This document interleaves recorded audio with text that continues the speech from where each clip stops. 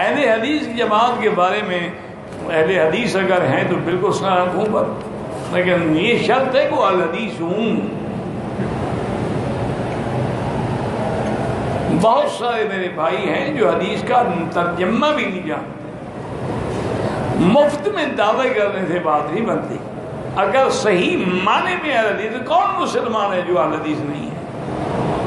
سب سے بڑی اہل حدیث تو ائمہ اربعہ ہیں، امام حنیفہ، امام شافعی، امام مالک، امام احمد بن حنبل، جنہوں نے ایک ایک حدیث سے مسئلے نکال کے امت کے لیے گلدستہ بنایا ہے۔ تم نے کچھ بھی نہیں کیا، تم کیسے ہو؟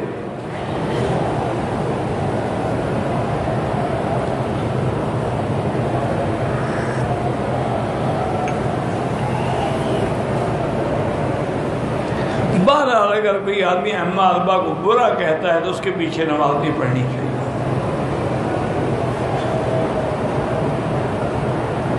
اہل سنت اور اہل حدیث کا ایک ہی عقیدہ ہے میرا بھائی، تمام اہل سنت اہل حدیث ہیں، تمام اہل حدیث اہل سنت ہیں۔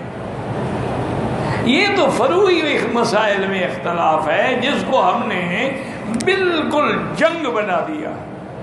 اب دیکھیں نا، مسجد مغرب کی 3 رکعت ہے، کیا اہل حدیث 4 پڑھتے ہیں؟ عشاء کی 4 رکعت ہے، اہل حدیث 5 پڑھتے ہیں۔ فجر کی 2 رکعت ہے، اہل حدیث 3 پڑھتے ہیں۔ اللہ کے بندے، اصول میں کوئی جھگڑا نہیں ہے۔ جو چیزیں منسوس ہیں ان میں جھگڑا ہوتا ہی نہیں۔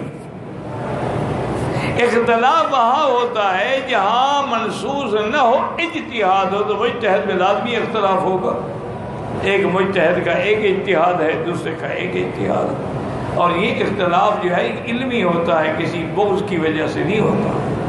اب جیسے دیکھیں نا کہ امام شافعی رحمۃ اللہ علیہ فرماتے ہیں کہ اگر کوئی آدمی عمرے کے بعد یا حج کے بعد طواف صفا کے بعد 3 بال جو ہے نا صرف کاٹ ڈالے یا توڑ ڈالے، بس گویا کہ وہ احرام سے نکل سکتا ہے۔ ان کے نزدیک 3 بال کاٹنا کافی ہے۔ وہ کہتے ہیں حتیٰ کہ ان کی کتابوں میں ہے کہ ہر کن نطفن کسرت، وہ نہیں آگ لگا دے، ایسے کھینچ لے، وہ کہہ رہے احرام سے نکل گیا، کیونکہ کٹانے والوں میں تو شامل ہو گیا ہے نا، مقصرین، قرآن کہتا ہے محلقین المقصرین، تو یہ چاہے 3 بال کٹائے یا 300 کٹائے، مقصرین میں تو آ گیا ہے نا۔ لیکن امام حنیفہ فرماتے ہیں کہ بالکل محلقین رؤوسکم و مقصرین کی آیت کس پہ اتری ہے؟ حضرت محمد مصطفیٰ۔ تو ہم یہ دیکھیں کہ حضور پاک نے سر مڈایا اور جس دن بال کٹائے ہیں تو سارے سر کے بال کٹائے ہیں، 3 بال نہیں کٹائے۔ اس لیے وہ کہتے ہیں کہ نہیں، جب تک سارے سر کے بال نہ کٹائے یا کم از کم 1/4 نہ کٹائے وہ احرام سے نہیں۔ یہ ایک علمی اختلاف ہے، اس میں جھگڑے کی کیا بات ہے؟ دولہے کے ہاتھ پہ مہندی لگاتے ہیں، بالکل ناجائز ہے۔ مہندی عورت کا لیے ہے، مردوں کے لیے تو نہیں ہوتی۔ لیکن اصل مصیبت یہ ہے کہ جی آج کل مرد بھی ہو تو مہندی نہ لگائے نا،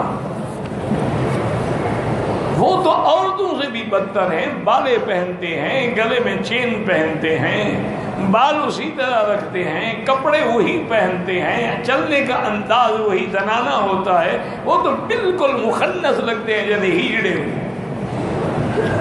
ان کے لیے پھر مہندی کا کیا مسئلہ ہے جب باقی ساری بات شریعت کے خلاف ہے؟ مسئلہ یہ ہے کہ مہندی لگانا عورت کے لیے لازم ہے اور مرد کے لیے منع ہے، الا بطور علاج، کہ کسی کا ہاتھ چھالا ہو گیا، زخمی ہو گیا، یا کسی کو نعوذ باللہ نیند نہیں آتی ہے، دماغ پہ اثر ہے، تو مہندی لگا سکتا ہے۔